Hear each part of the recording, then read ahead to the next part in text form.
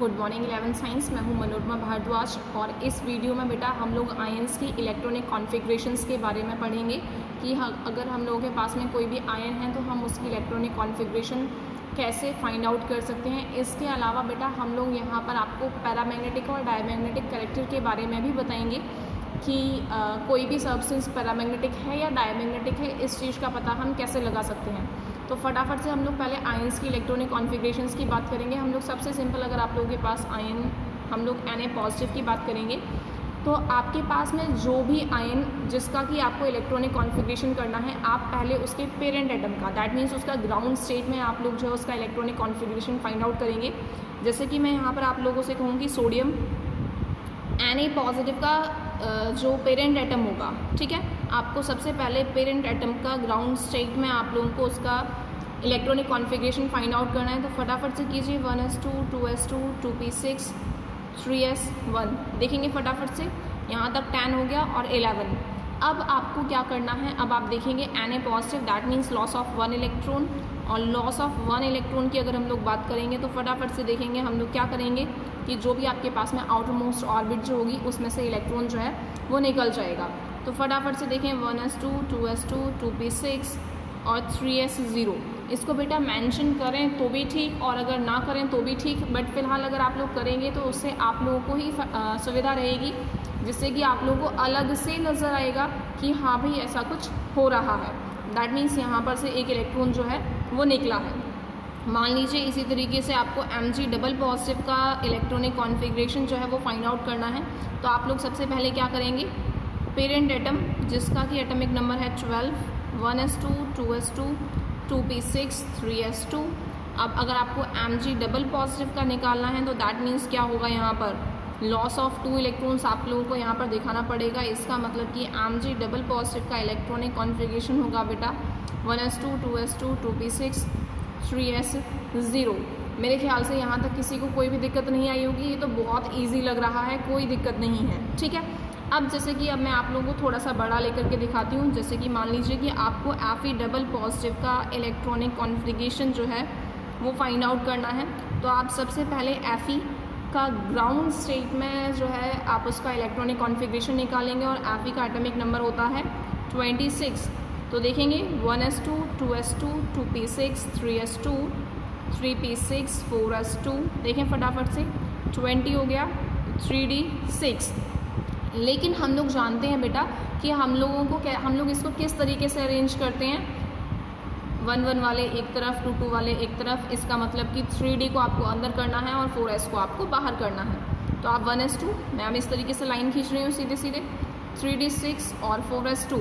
हम लोग जानते हैं बेटा कि इलेक्ट्रॉन जो है अगर और एटम में से निकल रहा है तो वो आउटर मोस्ट शेल में से ही निकलेगा, ठीक है, वो आउटर मोस्ट शेल में से ही निकलेगा। बच्चे अक्सर करके गड़बड़ करते हैं कि मैम ठीक है 26 है, 2 माइनस कर दिया 24, वो यहाँ पर डायरेक्टली 3d4 कर देते हैं।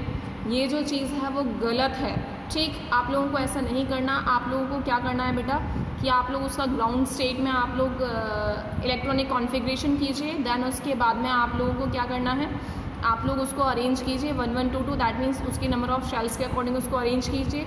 देन जो भी आउटर मोस्ट शेल हो उसमें से इलेक्ट्रॉन को निकालिए। और हम लोग जानते हैं कि यहाँ पर आउटर मोस्ट शेल कौन सी वाली होगी बेटा, 4th वाली। तो इसलिए इलेक्ट्रॉन जो है वो कहाँ से निकलेगा, 4th वाली शेल से निकलेगा, ठीक है। तो Fe डबल पॉजिटिव आपको कितने इलेक्ट्रॉन्स निकालने हैं, 2 इलेक्ट्रॉन्स निकालने हैं। किस में से निकलेंगे बेटा, वो निकलेंगे 4s में से, इसलिए यहाँ पर क्या हो जाएगा 4s0 हो जाएगा। ये चीज़ सभी को समझ में आनी चाहिए बेटा। आपको आयंस की इलेक्ट्रॉनिक कॉन्फ़िगरेशन ढंग से समझ में आनी चाहिए, क्योंकि ये चीज़ आप लोगों के लिए 12th के लिए बहुत ज़्यादा इम्पॉर्टेंट है, इसलिए इस पर थोड़ा सा फोकस करेंगे। ओके, चलिए हम लोग एक और एग्जांपल देते हैं आपको। मान लीजिए हम लोग आप लोगों को Fe ट्रिपल पॉजिटिव का एग्जांपल दें, ठीक। तो मैं आप लोगों को Fe का इस पेज पर लेकर के दिखा देती हूँ। मैंने पेज पलट दिया है। 1s2 3d6 और 4s2 आ रहा था बेटा। अब आपने जब Fe, चलिए पहले Fe डबल पॉजिटिव करके दिखाते हैं हम आपको। जब Fe डबल पॉजिटिव हुआ तो आपने इसको 3d6 4s0 कर लिया। अब आपको Fe ट्रिपल पॉजिटिव निकालना है, तो 2 इलेक्ट्रॉन आप इसमें से निकाल चुके हैं। अब आउटर मोस्ट शेल कौन सी है बेटा, ये वाली, इसलिए अब क्या आखिरकार चीज़ होगी, एक इलेक्ट्रॉन इसमें से चला जाएगा, और जब एक इलेक्ट्रॉन इसमें से चला जाएगा तो आप इसे कहेंगे 3d5 4s0। मेरे ख्याल से किसी भी बच्चे को कहीं पर कोई भी दिक्कत नहीं होनी चाहिए। अगर आपको लगता है कि कहीं पर दिक्कत आ रही है तो फिर आप लोग मुझसे कमेंट बॉक्स में कमेंट करके पूछ सकते हैं। अदरवाइज़ आप लोगों के पास में व्हाट्सएप का जो भी ग्रुप बना हुआ है आप उससे जो है पूछ सकते हैं। ओके, हाँ जी, चलिए बेटा एक आधा एग्जांपल और लेते हैं। मान लीजिए, चलिए हम आपको Mn का एग्जांपल लेकर के दिखाते हैं। Mn जिसका इलेक्ट्रॉनिक कॉन्फ़िगरेशन आप लोग करेंगे, मैं अब डायरेक्टली करूँगी 3d5 और 4s2, ठीक है। हालांकि आप लोग जब इसको अफवाह रूल से करेंगे तो आप लोग 4s2 3d5 करेंगे और देन उसको अरेंज करेंगे, लेकिन जैसे जैसे आप लोग प्रैक्टिस करेंगे तो फिर आप लोग इसको एक ही बार में सीधा सीधा भी करना सीख जाएंगे। जब आप लोग इसको ऐसे करेंगे देन अगर आप लोग Mn डबल पॉजिटिव का निकालना चाहते हैं तो आप लोग किस तरीके से निकालेंगे बेटा, 3d5 4s0। मेरे ख्याल से किसी भी बच्चे को कहीं पर कोई भी दिक्कत नहीं होगी, ठीक है। अब फटाफट से हम लोग एक आधा एनायन का भी देखते हैं बेटा। मान लीजिए कि मैं चाहती हूँ कि O डबल नेगेटिव का इलेक्ट्रॉनिक कॉन्फ़िगरेशन मुझे पता चले, तो मैं पहले ऑक्सीजन का इलेक्ट्रॉनिक कॉन्फ़िगरेशन निकालूंगी। तो इलेक्ट्रॉनिक कॉन्फ़िगरेशन अगर मैं ऑक्सीजन का निकालती हूँ 8 1s2 2s2 2p4, ठीक है, कोई दिक्कत नहीं है। अब हम लोग बेटा बात करेंगे, क्योंकि हमें 2 इलेक्ट्रॉन्स लेने हैं तो दैट मीन्स क्या होगा, 1s2 2s2 और 2 इलेक्ट्रॉन्स बेटा कहाँ पर आएंगे, इसी में आ जाएंगे 2p6। इसी तरीके से मान लीजिए कि आपको Cl नेगेटिव का इलेक्ट्रॉनिक कॉन्फ़िगरेशन फाइंड आउट करना है, तो आप लोग कैसे फाइंड आउट करेंगे, पहले आप Cl निकालिए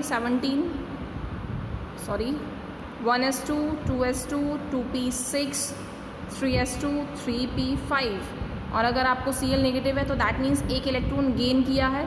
तो मैं डायरेक्टली कर रही हूँ बेटा, यहाँ पर आप लोग इसको कर देंगे 3p6।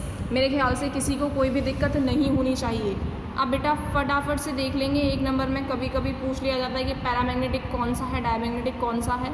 तो पैरामैग्नेटिक सब्सटेंस वो होते हैं ऐसे substances which have unpaired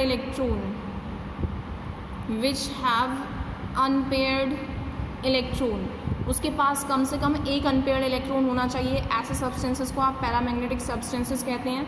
in substance की खास बात ये होती है बेटा, ये कलर्ड सब्सटेंस होते हैं, ठीक है। मैं यहाँ पर शॉर्ट में लिख रही हूँ, आप लोग इसको थोड़ा सा सही से लिखेंगे। ये कलर्ड सब्सटेंस होते हैं। मैंने आपको ये जो भी एग्जांपल्स दिए इसी में मैं आप लोगों को दिखाऊंगी कि पैरामैग्नेटिक कौन सा है कौन सा नहीं। अब अगर हम लोग बात करेंगे बेटा डायमैग्नेटिक सब्सटेंस की, तो डायमैग्नेटिक सब्सटेंस जो होते हैं वो ऐसे सब्सटेंस होते हैं जो कि which do not have unpaired electrons, जिनके पास अनपेयर्ड इलेक्ट्रॉन्स नहीं होते हैं वो डायमैग्नेटिक सब्सटेंस होते हैं। और ये जो सब्सटेंस होते हैं वो कलरलेस होते हैं, ठीक है। अब हम लोग पहचानने की कोशिश करेंगे बेटा कि कौन सा सब्सटेंस हमारे पास डायमैग्नेटिक है और पैरामैग्नेटिक है। जैसे कि मैं यहाँ पर बात करूँ तो 3s1, इसको बेटा डिनोट करेंगे आप लोग किस तरीके से, आप लोग यहाँ पर इसको एक इलेक्ट्रॉन जो है इसके पास में यहाँ पर आ रहा है, इसका मतलब इसके पास अनपेयर्ड इलेक्ट्रॉन है। इसका मतलब ये क्या है बेटा, इसका मतलब ये है कि ये जो है वो पैरामैग्नेटिक सब्सटेंस है। लेकिन अगर मैं यहाँ पर बात करूँ बेटा 2p6 की 1 2 3 4 5 6, इसके पास अनपेयर्ड इलेक्ट्रॉन जो है, अनपेयर्ड इलेक्ट्रॉन्स जो हैं वो कितने हैं, 0 है। इसलिए ये सब्सटेंस जो है वो डायमैग्नेटिक सब्सटेंस होगा। इसी तरीके से आप बाकी में भी निकाल सकते हैं, किसी भी आयन के लिए या फिर किसी भी एटम में ग्राउंड स्टेट के लिए आप लोग आसानी से निकाल सकते हैं। आई थिंक यहाँ तक किसी को कोई भी प्रॉब्लम नहीं होगी। अगर आपको कहीं पर कोई भी दिक्कत है तो फिर आप लोग मुझसे पूछ सकते हैं। Thank you.